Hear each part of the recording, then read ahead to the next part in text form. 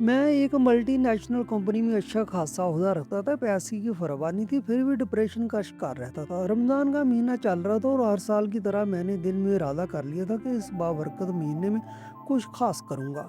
और मैं चाहता था कि इस साल में किसी ऐसे ख़ानदान की मदद करूँ जो वाक़ई मुश्किल में हो। चूँकि मैं सोशल मीडिया पर देख रहा था कि सब राशन बाँट रहे थे। इस बार सबका ज़ोर इसी बात पर होता है कि राशन बाँट दिया जाए, इफ्तारी का इंतज़ाम कर दिया जाए।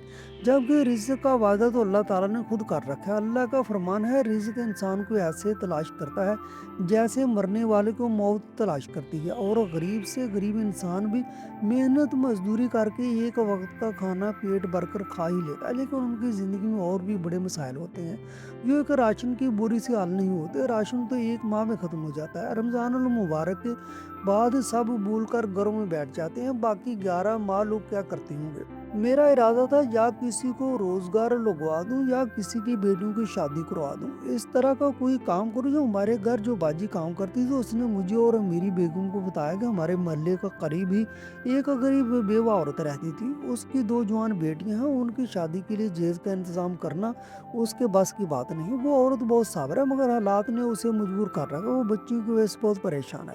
बाजी की बात गौर से सुनने के बाद मेरी बेगम ने कहा कि सलमान, इस औरत की मदद करनी चाहिए। हम दोनों ने फैसला किया कि हम इन दोनों बच्चियों की शादी का सारा बंदोबस्त खुद करेंगे। हमने काम वाली बाजी से कहकर बेवा औरत को बुलाया और कहा कि आप पैसे की फिक्र न करें, बस अच्छे रिश्ते ढूंढें, शादी के अखराजात हम खुद उठाएंगे। उसकी आंखों में खुशी और हैरत का मिला जुला जज्बा था। वो बार बार कह रही थी कि आप मजाक कर रहे हैं, मगर मैंने उसे यकीन दिलाया कि अल्लाह की रजा के लिए ये सब कर रहा हूँ और उसमें कोई खुद गर्जे नहीं। उस औरत ने कहा, बच्चियों का रिश्ता तो बाप की जिंदगी में भी तय था, मगर अगले लोग हमारे हालात देखकर चुप हो गए। आजकल के दौर में कोई भी बगैर जहेज के बच्चियों को ब्याह कर नहीं ले जाता, और मेरे पास इतने तो पैसे नहीं कि बारातियों को खाना खिला सकूं। हमने उस औरत से वायदा किया और उसे घर रवाना किया, लेकिन उस दौरान मेरे बेटे की तबीयत खराब हो गई। 5 दिन हॉस्पिटल में एडमिट करना पड़ा। मैं और मेरी बीवी बेटे की वजह से बहुत परेशान थे और हमारे जहन से वो बेवा औरत निकल गई थी। लेकिन जैसे ही हमारा बेटा सेहतयाब होकर घर आ गया, तब मुझे ख्याल आया कि हमने उसी औरत से वायदा किया था, वो जरूर हमारा इंतजार कर रही होगी। जब काम वाली बाजी आई तो हमने उससे उस बेवा औरत का एड्रेस लिया। एक दिन मैं और अपनी बीवी के साथ उसके घर गया तो वो अजीब सी घबराई हुई लग रही थी। हमें देखकर हैरान हो गई, शायद वो मायूस हो चुकी थी कि हम पलट कर नहीं आएंगे।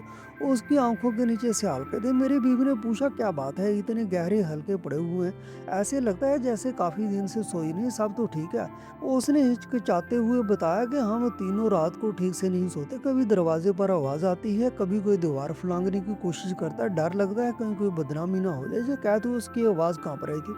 वो माँ बस एक ही बात दोहरा रही थी कि मैं चाहती हूँ किस तरह अपनी बेटी को घर का कर दूं, फिर दामादों का आना जाना होगा तो ये दरवाजा भी महफूज हो जाएगा। उसकी बात में मजबूरी भी थी और खौफ भी था। उसे गुर्बत से ज्यादा उसे उस बात का डर था कि कहीं उसकी बेटियां बदनाम ना हो जाए। मुझे उसकी हालत पर बहुत तरस आया और ऐसे लोगों पर अफसोस होने लगा जो किसी की मजबूरी का फायदा उठाते हैं और दूसरों के घरों में झांकते हैं। ऐसे लोगों की वजह से लोग खुद को चार दीवारी के अंदर भी महफूज नहीं समझते। इस औरत ने बताया कि शोहर जिंदा था तो दिन रात एक ही फिक्र में लगा रहता था कि किस तरह बेटियों की शादी का बंदोबस्त कर ले। मामूली सी दुकान थी, आमदनी ज्यादा नहीं थी, मगर उसने थोड़ा थोड़ा करके कुछ सामान जमा करना शुरू कर दिया था। एक छोटा सा फ्रिज खरीदा, बर्तनों का सेट लिया, 2 3 जोड़े कपड़े रख दिए। कहता था आहिस्ता आहिस्ता सब हो जाएगा, बस बेटियों को बाइज्जत रुख्सत करना है। मगर किस्मत को कुछ और ही मंजूर था। अचानक एक रात सीने में दर्द उठा और वो अस्पताल पहुंचने से पहले ही दुनिया छोड़ गया। उसके जाने के बाद पता चला कि दुकान पर भी कर्ज था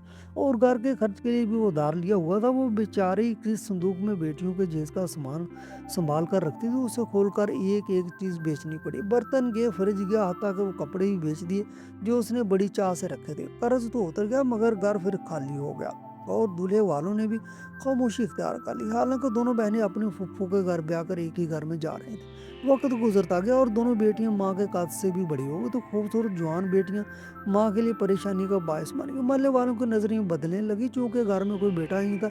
इसीलिए कुछ आवारा लड़के गली में ज्यादा चक्कर लगाने लगे। कभी दरवाजे पर आहिस्ता से पत्थर आकर लगता, कभी कोई कागज़ अंदर सेन में पड़ा मिलता जिस पर फजूल बातें लिखी होती।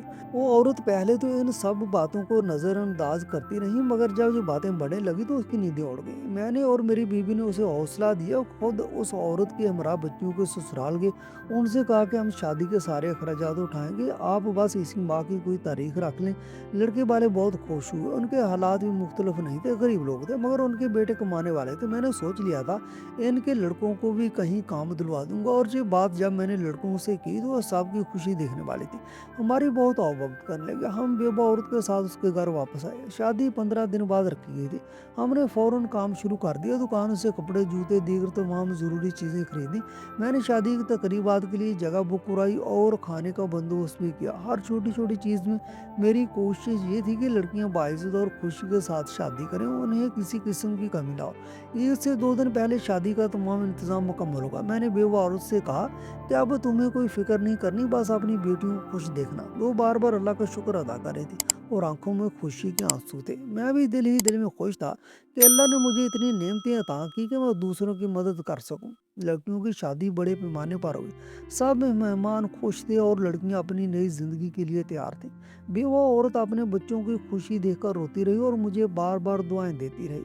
मैं खामोशी से सब कुछ देख रहा था और दिल में अल्लाह का शुक्र अदा कर रहा था कि उसने मुझे किसी को खुशी का वसीला बनाया। शादी के अगले दिन मैं दफ्तर के लिए निकल रहा था कि एक अचानक खबर ने मुझे हैरान कर दिया। मेरे दफ्तर में आने वाले एक क्लाइंट का ताल्लुक किसी इलाके से था जहां मैंने बेवा औरत की मदद की थी। वो क्लाइंट मुझे देखकर फौरन बोले कि आप वो शख्स हैं जिन्होंने कल बेवा औरत की बेटियों की शादी का बंदोबस्त किया था।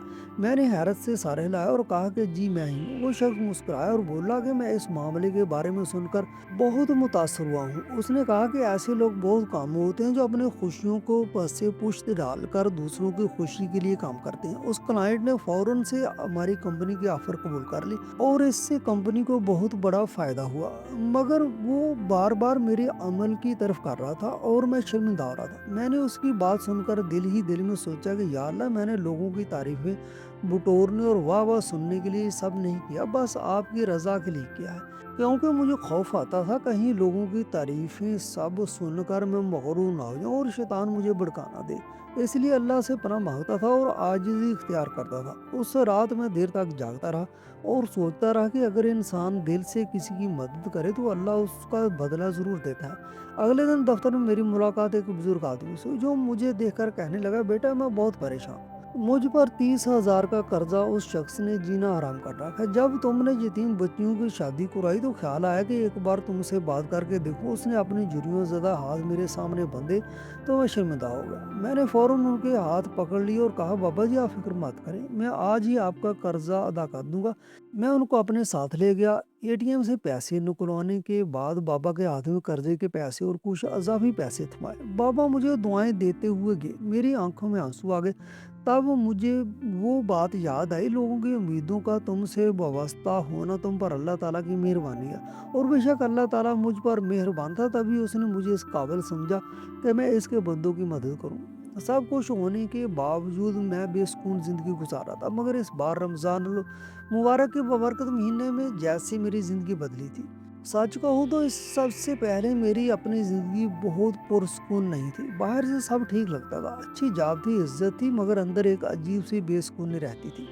कभी कोई छोटा मसला खड़ा हो जाता, कभी बिला वजह दिल घबरा जाता। हम दोनों मियाँ बीवी डिप्रेशन, एंजाइटी का शिकार हो गए। छोटी छोटी बातों पर हमारे झगड़े होने लगे। अक्सर बच्चों पर भी चीखने चिल्लाने लगता था। कई बार सोचता था आखिर ये परेशानियां आ कहाँ से रही हैं। लेकिन जब से मैंने दिल से लोगों की मदद करना शुरू की, सब कुछ बदलने लगा। पहले तो बस नीयत की, फिर आहिस्ता आहिस्ता दिल को इसमें मज़ा आने लगा। किसी के चेहरे पर सुकून देकर जो इत्मीनान मिलता था, वो तनख्वाह के मैसेज से भी ज़्यादा खुशी देता था। और एक अजीब बात यह कि उस दौरान मेरे अपने मसले भी जैसे धीरे धीरे सुलझते गए। मेरी ज़मीन जो अब्बा मेरे नाम छोड़कर चले गए थे, उन पर किसी ने कब्जा कर रखा था। मैंने कई बार उन लोगों से बात करने की कोशिश की, और लेकिन वो मसला हल होने नहीं आ रहा था। लेकिन अब खुद खुद वो मसला हल हो गया। मैं वो केस जीत गया। मेरे रिज्यूम में बरकत हो गई, कंपनी मेरा काम बेहतर होने लगा, मेरी रेटिंग पहले से कहीं ज़्यादा हो गई, बॉस भी खुश रहने लगे, और जो रुकावटें बार बार आती थी वो कम होती गई। मैं ये नहीं कहता सब कुछ एक दिन में बदल गया, मगर इतना ज़रूर हुआ कि दिल हल्का होने लगा और ज़िंदगी सीधी सी लगने लगी।